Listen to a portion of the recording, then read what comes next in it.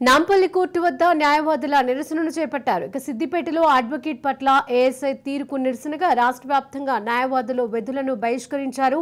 సత్వరమే ఏఎస్ఐ పైన చర్యలను తీసుకోవాలంటూ న్యాయవాదులు డిమాండ్ చేస్తున్నారు.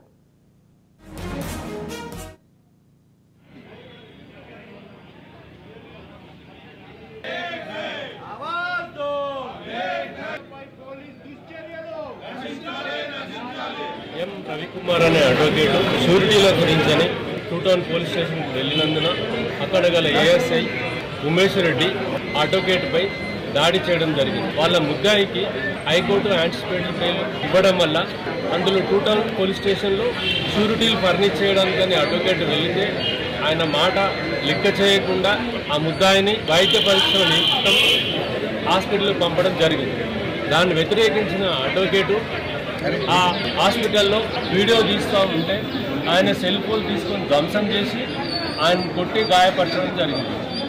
అలాగే మొన్న 3 రోజుల క్రితం భద్రాచలంలో ప్రసాద్ అనే న్యాయవాదిపై దౌర్జన్యంగా ఒక తప్పుడు కేసులో ఆయన అరెస్ట్ చేసి అంటే తలుపులు పగలగొట్టి మధ్యాహ్నం పూట తలుపులు పగలగొట్టి ఆయన అరెస్ట్ చేసి చేతులకు వేడిళ్ళు వేసుకొని రిమాండ్ చేయడం జరిగింది. ఇటువంటి దుశ్చర్యలను ఖండిస్తూ మేము ఈరోజు నేను తెలంగాణ బార్ అసోసియేషన్ జనరల్ సెక్రటరీగా బైకాట్ కాలివ్వడం జరిగింది.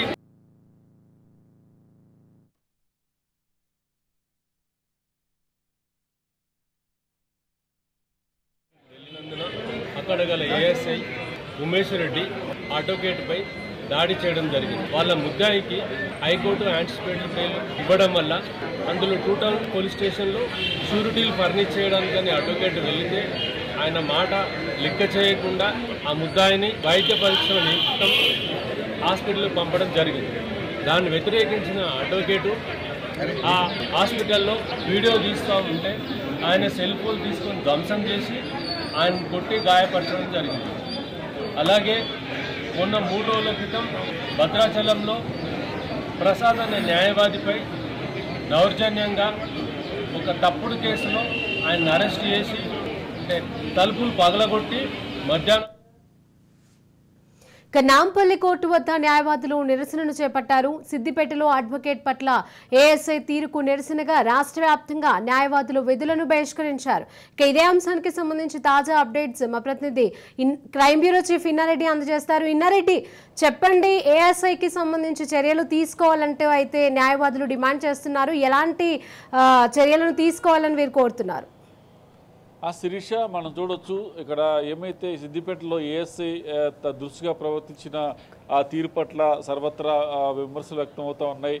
ఎలాగైనా సరే అంటే కోర్టు హాల్లో కోర్టు దగ్గర అడ్వకేట్లు ఉన్న పరిస్థితుల్లో పోలీసులు ఈ రకంగా దురుసుగా ప్రవర్తించడం కరి కాదు. పోలీస్ స్టేషన్ దగ్గరకు వచ్చి పోలీసుల మీద దౌర్జన్యం చేస్తే ఊరుకోరు. మరి అలాంటిది కోర్టు దగ్గరకు వచ్చి మా అడ్వకేట్ల మీదనే చేసుకోవటం. అయితే ఏఎస్ఐగా ఉన్న వ్యక్తి ఈ రకంగా అడ్వకేట్లతో దుస్తుగా ప్రవర్తించడం సరైనది కాదు.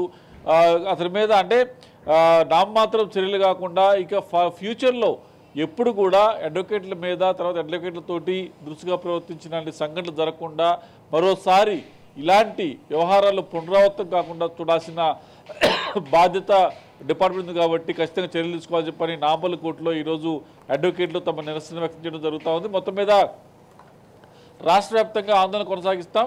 ఎవరైతే ఏఎస్ఐ ఉన్నాడో అతను బేషరతుగా అతని మీద ఎంక్వైరీ వేసి తర్వాత అతను మీద యాక్షన్ తీసుకోవాలి. ఒకవేళ కనుక నామవాస్తే యాక్షన్ తీసుకోకుండా అతని మీద పూర్తి స్థాయిలో యాక్షన్ తీసుకుంటే తప్పించి మేము ఎట్టి పరిస్థితుల్లో దీనికి సంబంధించి మేము సీరియస్గా తీసుకుంటామని చెప్తున్న పరిస్థితి. మరి ఇంతవరకు కూడా సిద్దిపేటలో జరిగిన ఇన్సిడెంట్ మీద ఎవరు కూడా యాక్షన్ సంబంధించి ఉన్నతాధికారులు స్పందించలేదు కాబట్టి ఉన్నతాధికారులు స్పందించి అతని మీద యాక్షన్ తీసుకునే వరకు మేము రాష్ట్ర వ్యాప్తంగా ఆందోళన కొనసాగిస్తాం.